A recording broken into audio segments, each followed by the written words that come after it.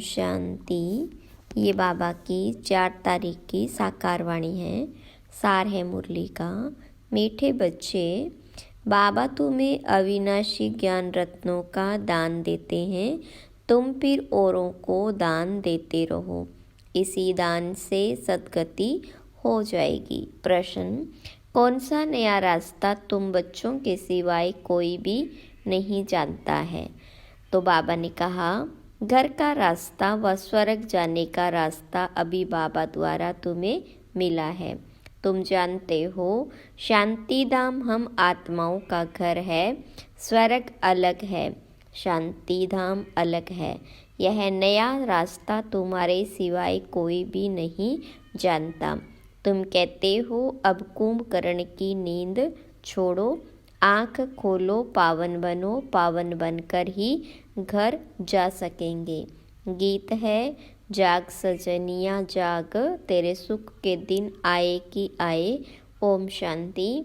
भगवानुवाच, यह तो बाबा ने समझाया है कि मनुष्य को व देवताओं को भगवान नहीं कहा जाता, क्योंकि इनका साकारी रूप है। बाकी परमपिता परमात्मा का न आकारी न साकारी रूप है, इसलिए उनको शिव परमात्माए नमः कहा जाता है। ज्ञान का सागर वह एक ही है, कोई मनुष्य में ज्ञान हो नहीं सकता। किसका ज्ञान रचता और रचना के आदि मध्य अंत का ज्ञान अथवा आत्मा और परमात्मा का यह ज्ञान कोई में नहीं है। तो बाबा आकर जगाते हैं, हे सजनिया, हे भक्तियाँ जागो। सभी मेल अथवा फीमेल भक्तियाँ हैं, भगवान को याद करते हैं। सभी ब्राइड्स याद करती है एक ब्राइड ग्रूम को।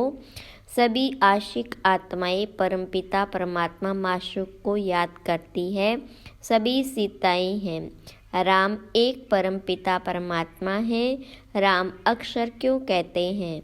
रावण राज्य है ना, तो उसकी भेंट में राम राज्य कहा जाता है। राम है बाबा, जिसको ईश्वर भी कहते, भगवान भी कहते। असली नाम उनका है शिव। तो अब कहते हैं जागो, अब नवयुग आता है। पुराना खत्म हो रहा है। इस महाभारत लड़ाई के बाद सतयुग स्थापन होता है और इन लक्ष्मी नारायण का राज्य होगा। पुराना कलयुग खत्म हो रहा है, इसलिए बाबा कहते बच्चे कुंभकर्ण की नींद छोड़ो, अब आँख खोलो। नई दुनिया आती है, नई दुनिया को स्वर्ग सतयुग कहा जाता। यह है नया रास्ता। यह घर व स्वर्ग में जाने का रास्ता कोई भी जानते नहीं है। स्वर्ग अलग है, शांति धाम जहाँ आत्माएं रहती है वह अलग है। अब बाबा कहते जागो, तुम रावण राज्य में पतित हो गए हो। इस समय एक भी पवित्र आत्मा नहीं हो सकती, पुण्य आत्मा नहीं कहेंगे। बल मनुष्य दान पुण्य करते हैं, परंतु पवित्र आत्मा तो एक भी नहीं है। यहाँ कलयुग में है पतित आत्माएं, सतयुग में है पावन आत्माएं। इसलिए कहते हैं शिव बाबा आकर हमको पावन आत्मा बनाओ। यह पवित्रता की बात है। इस समय बाबा आकर तुम बच्चों को अविनाशी ज्ञान रत्नों का दान देते हैं। कहते तुम भी औरों को दान देते रहो तो 5 विकारों का ग्रहण छूट जाए। 5 विकारों का दान दो तो दुख का ग्रहण छूट जाए, पवित्र बन सुख धाम में चले जाएंगे। 5 विकारों में नंबर 1 है काम, जिसको छोड़ पवित्र बनो। खुद भी कहते हैं, हे पतित पावन, हमको पावन बनाओ। पतित विकारी को कहा जाता। यह सुख और दुख का खेल भारत के लिए ही है। बाबा भारत में ही आकर साधारण तन में प्रवेश करते हैं, फिर उनकी भी बायोग्राफी बैठ सुनाते हैं। यह है सब ब्राह्मण ब्राह्मणियाँ, प्रजापिता ब्रह्मा की औलाद। तुम सबको पवित्र बनने की युक्ति बताते हो। ब्रह्मा कुमार और कुमारियाँ तुम विकार में जा नहीं सकते हो।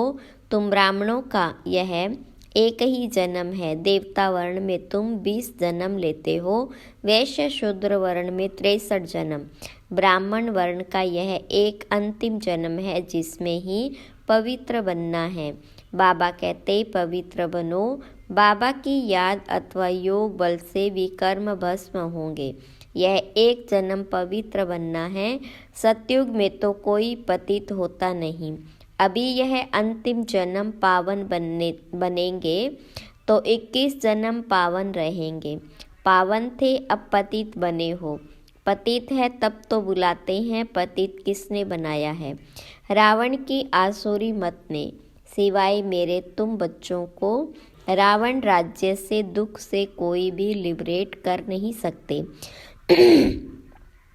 सभी काम चिता पर बैठ भस्म हो पड़े हैं। मुझे आकर ज्ञान चिता पर बिठाना पड़ता है, ज्ञान जल डालना पड़ता है, सबकी सद्गति करनी पड़े। जो अच्छी रीति पढ़ाई पढ़ते हैं उनकी ही सद्गति होती है, बाकी सब चले जाते हैं शांति धाम में। सतयुग में सिर्फ देवी देवताएं हैं, उनको ही सद्गति मिली हुई है, बाकी सबको गति अथवा मुक्ति मिलती। 5000 वर्ष पहले इन देवी देवताओं का राज्य था, लाखों वर्ष की बात है नहीं। अब बाबा कहते मीठे मीठे बच्चों, तुम मुझ बाप को याद करो। मन मना भव अक्षर तो प्रसिद्ध है। भगवानुवाच, कोई भी देहधारी को भगवान नहीं कहा जाता। आत्माएं तो एक शरीर छोड़ दूसरा लेती है, कभी स्त्री कभी पुरुष बनती। भगवान कभी भी जन्म मरण के खेल में नहीं आता। इस ड्रामा अनुसार नूंद है, एक जन्म न मिले दूसरे से। फिर तुम्हारा यह जन्म रिपीट होगा तो यही एक्ट, यही फीचर्स फिर लेंगे। यह ड्रामा अनादि बना बनाया है, यह बदल नहीं सकता। श्री कृष्ण को तो शरीर दूसरे में सतयुग में था, वह फिर वहाँ मिलेगा। वह आत्मा तो अभी यहाँ है। तुम अभी जानते हो हम सो बनेंगे। यह लक्ष्मी नारायण के फीचर्स एक्यूरेट नहीं हैं, बनेंगे फिर भी वही। यह बातें नया कोई समझ न सके। अच्छी रीति जब किसको समझाओ तब 84 का चक्र जानेंगे और समझेंगे बरोबर। हर एक जन्म में नाम रूप फीचर्स आदि अलग अलग होते हैं। अभी इनके अंतिम 84वें जन्म के फीचर्स यह है, इसलिए नारायण के फीचर्स करीब करीब ऐसे दिखाते हैं, नहीं तो मनुष्य समझ न सके।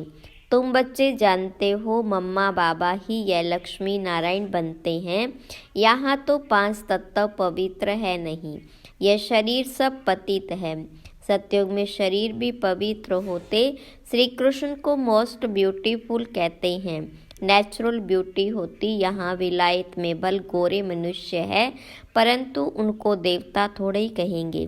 दैवी गुण तो नहीं है ना, तो बाबा कितना अच्छी रीति बैठ समझाते हैं। यह है ऊंच ते ऊंच पढ़ाई, जिससे तुम्हारी कितनी ऊंच कमाई होती। अनगिनत हीरे ज्वारात धन होता। वहाँ तो हीरे ज्वारातों के महल थे, अभी वह सब गुम हो गया। तो तुम कितने धनवान बनते हो। अपरम अपार कमाई है। 21 जन्मों के लिए इसमें बहुत मेहनत चाहिए। देही अभिमानी बनना है। हम आत्मा हैं। यह पुराना शरीर छोड़ अब वापस अपने घर जाना है। बाबा अभी लेने लिए आए हैं। यह हम आत्मा ने 84 जन्म अब पूरे किए, अब फिर पावन बनना है। बाबा को याद करना है, नहीं तो कयामत का समय है। सजाएं खाकर वापस चले जाएंगे। हिसाब किताब तो सबको चुकतू करना ही। भक्ति मार्ग में काशी कलवट खाते थे तो भी कोई मुक्ति को नहीं पाते। वह भक्ति मार्ग, यह ज्ञान मार्ग, इसमें जीव घात करने की दरकार नहीं रहती। वह है जीव घात, फिर भी भावना रहती है कि मुक्ति को पावे। इसलिए पापों का हिसाब किताब चुकतू हो फिर चालू होता। अभी तो काशी कलवट का कोई मुश्किल साहस रखते हैं।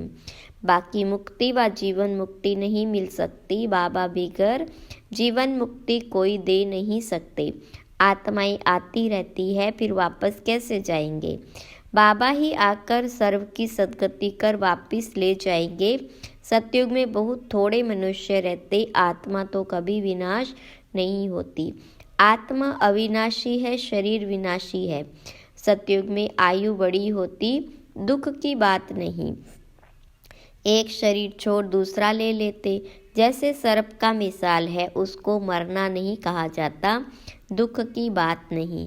समझते हैं अब टाइम पूरा होता। इस शरीर को छोड़ दूसरा लेंगे। तुम बच्चों को इस शरीर से डिटैच होने का अभ्यास यहाँ ही डालना है। हम आत्मा हैं, अब हमको घर जाना है, फिर नई दुनिया में आएंगे, नई खाल लेंगे। यह अभ्यास डालो। तुम जानते हो आत्मा 84 शरीर लेती है। मनुष्यों ने फिर 84 लाख कह दिया।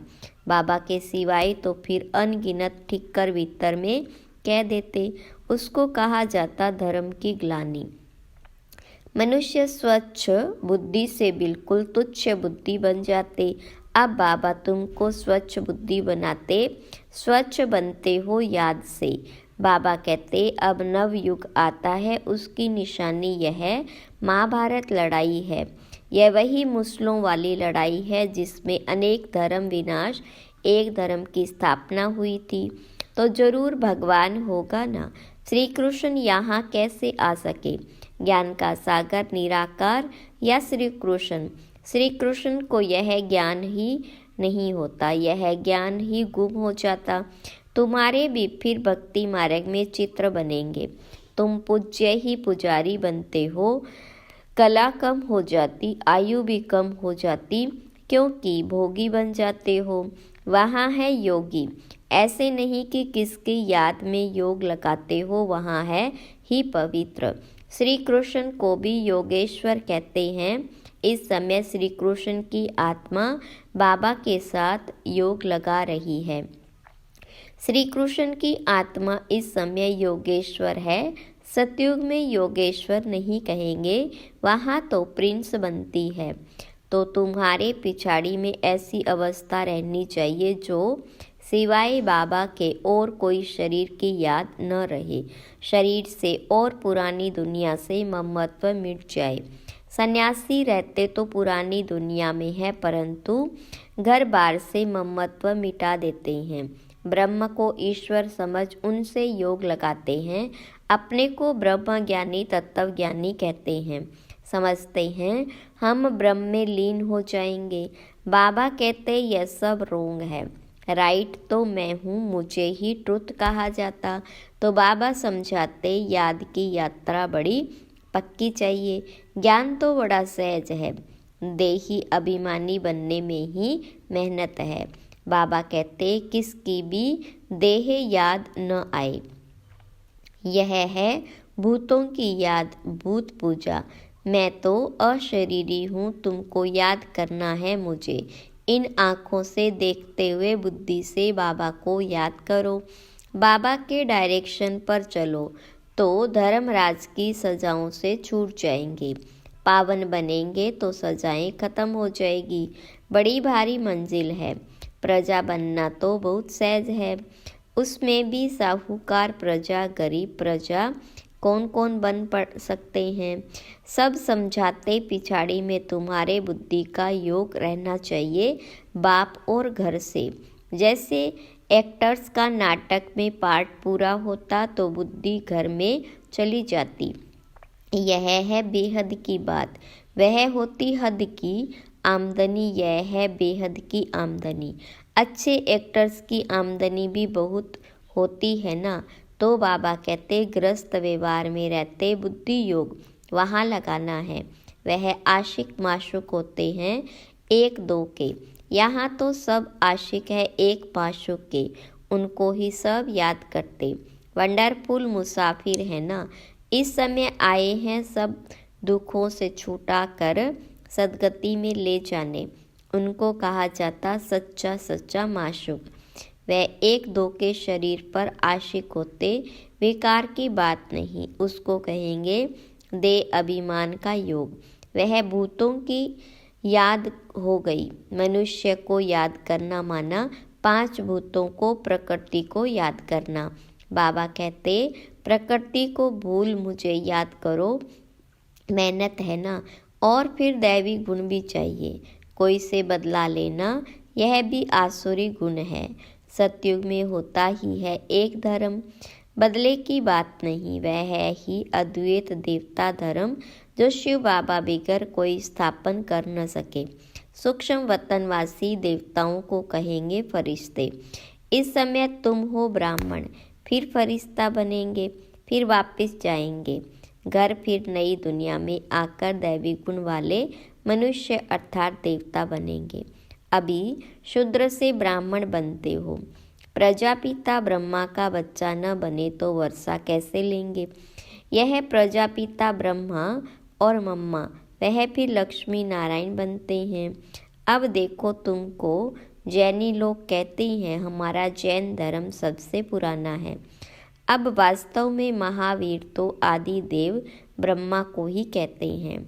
है ब्रह्मा ही, परंतु कोई जैन मुनि आया तो उसने महावीर नाम रख दिया। अभी तुम सब महावीर हो ना, माया पर जीत पा रहे हो, तुम सब बहादुर बनते हो। सच्चे सच्चे महावीर महावीरनिया तुम हो। तुम्हारा नाम है शिव शक्ति। शेर पर सवारी है और महारथियों की हाथी पर। फिर भी बाबा कहते बड़ी भारी मंजिल है। एक बाप को याद करना है तो विकर्म विनाश हो, और कोई रास्ता नहीं है। योग बल से तुम विश्व पर राज्य करते हो। आत्मा कहती अब मुझे घर जाना है। यह पुरानी दुनिया है, यह है बेहद का संन्यास। ग्रस्त व्यवहार में रहते पवित्र बनना है, और चक्र को समझने से चक्रवर्ती राजा बन जाएंगे। अच्छा, मीठे मीठे सिकिलदे बच्चों प्रति माता पिता बाप दादा का याद प्यार और गुड मॉर्निंग। रूहानी बाप की रूहानी बच्चों को नमस्ते। रूहानी बच्चों की रूहानी बाप दादा को याद प्यार, गुड मॉर्निंग और नमस्ते। धारणा के लिए मुख्य सार। पहली पॉइंट, धर्मराज की सजाओं से बचने के लिए किसी की भी देह को याद नहीं करना है। इन आँखों से सब कुछ देखते हुए एक बाबा को याद करना है। अशरीरी बनने का अभ्यास करना है, पावन बनना है। दूसरी पॉइंट, मुक्ति और जीवन मुक्ति का रास्ता सबको बताना है। अब नाटक पूरा हुआ, घर जाना है। इस स्मृति से बेहद की आमदनी जमा करनी है। वरदान, 1 सेकंड की बाजी से सारे कल्प की तकदीर बनाने वाले श्रेष्ठ तकदीरवान भव। इस संगम के समय को वरदान मिला है, जो चाहे जैसा चाहे जितना चाहे उतना भाग्य बना सकते, क्योंकि भाग्य विधाता बाबा ने तकदीर बनाने की चाबी बच्चों के हाथ में दी है। लास्ट वाला भी फास्ट जाकर फर्स्ट आ सकता है। सिर्फ सेवाओं के विस्तार में स्वयं की स्थिति सेकंड में सार स्वरूप बनाने का अभ्यास करो। अभी अभी डायरेक्शन मिले 1 सेकंड में मास्टर बीज हो जाओ तो टाइम न लगे। इस 1 सेकंड की चाबी से सारे कल्प की तकदीर बना सकते हैं। स्लोगन, डबल सेवा द्वारा पावरफुल वायुमंडल बनाओ तो प्रकृति दासी बन जाएगी। अव्यक्त इशारे, एकांत प्रिय बनो, एकता और एकाग्रता को अपनाओ। अनेक वृक्षों की डालियां अब एक ही चंदन का वृक्ष हो गया। लोग कहते हैं 2-4 माताएं भी एक साथ इकट्ठी नहीं रह सकती, और अभी माताएं सारे विश्व में एकता स्थापन करने के निमित्त है। माताओं ने ही भिन्नता में एकता लाई है। देह भिन्न है, भाषा भिन्न भिन्न है, कल्चर भिन्न भिन्न है, लेकिन आप लोगों ने भिन्नता को एकता में लाया है। अच्छा, ओम शांति।